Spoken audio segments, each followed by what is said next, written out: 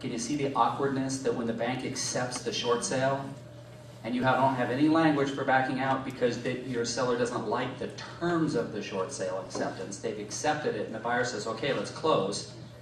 Now, if that's in the short sale addendum, someone said? Oh.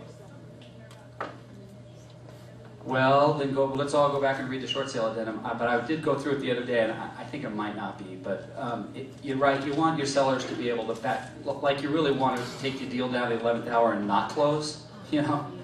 But at the same time, to put a seller in an awkward position where they've got to close and sign a note where it's recourse, that's brutal. You really don't want to put them in that position. Well, and the other component of that is that with these short sale agreements that are coming out recently that are very vague in their terms, and often the sellers don't get to see those agreements until the day before. I mean, there's a very short turnaround period of time. And so if there's a level of discomfort, you want to have the out in there for the seller. And then Tammy and I have also talked about your companies having some sort of wording that specifically says that these sellers understand there could be an ongoing personal liability, ongoing recourse situation. There could associated with the discharge of the first and or the second, and ongoing recourse with the mortgage insurance. And that you've advised them of that. I think that you probably want to be very specific that these are situations that can happen. You've advised them of that because you really don't need them coming back after you, 4 years later. So Tammy is available to draw those kinds of documents for your company so that you can start using them for all of your short sales. I really do recommend that.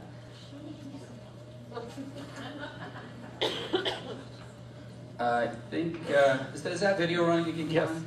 So to all the people who are watching on video, all this information is up to date as of today. You double check before you take anything for granted. So, what's that? 2/20, thank you. February 23rd, thank you. Hello everyone there at home. All right. Time check. Yeah. They can't see the margarita machine. All right, questions. Where are we going to start? Okay, right here.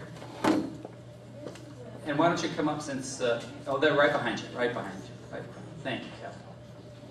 This is an actual situation. I have a client that had purchased a polished home at sort of the height of the market, and it was a principal residence, and they lived in it, I don't know, a year or something, maybe 2.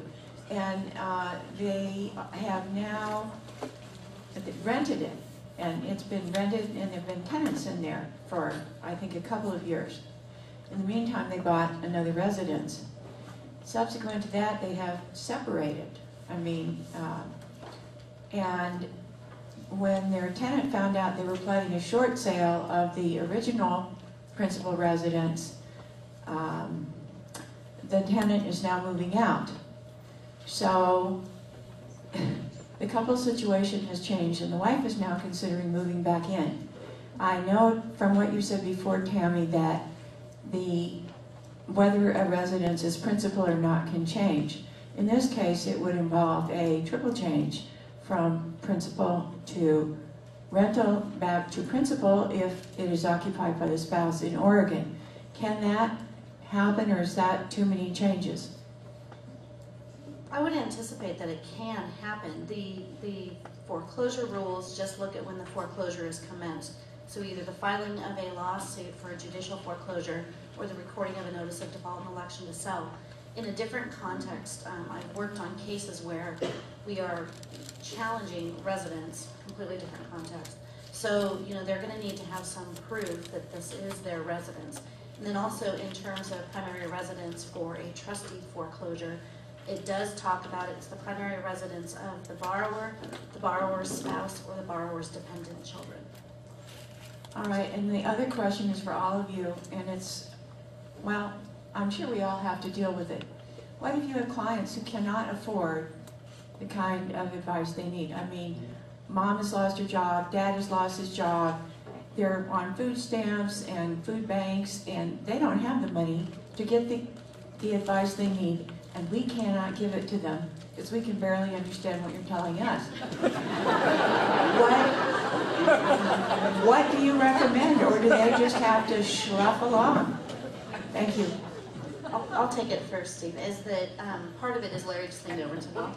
We are videoing it, so there's going to be some information out there, although we've talked pretty generally. The other is, at least in terms of legal advice, you know, some people can do things on a pro bono basis, but there's also the legal aid clinic here in town, and then there's a 1-800 number through the Oregon State Bar. I don't know what it is off the top of my head, but it's through the Oregon State Bar, that they've got a list of people that will talk to people on different topics. I've got a good day out of every week that goes to just talking to people about stuff. I have no idea if I'll ever do alone with them, but that's been going on for a year now.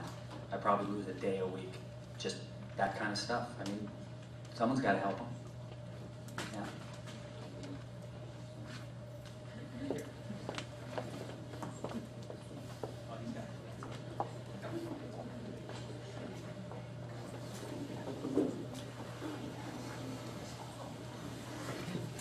I think all of us have seen a lot of these large lenders playing games with people that they're promising to maybe give them a loan modification, and they put them on a trial period for 3 months, and that turns into 6 months, and that turns into 9 months, and then I've had people call me that tell me they're being foreclosed on while they have been making their so-called trial payments.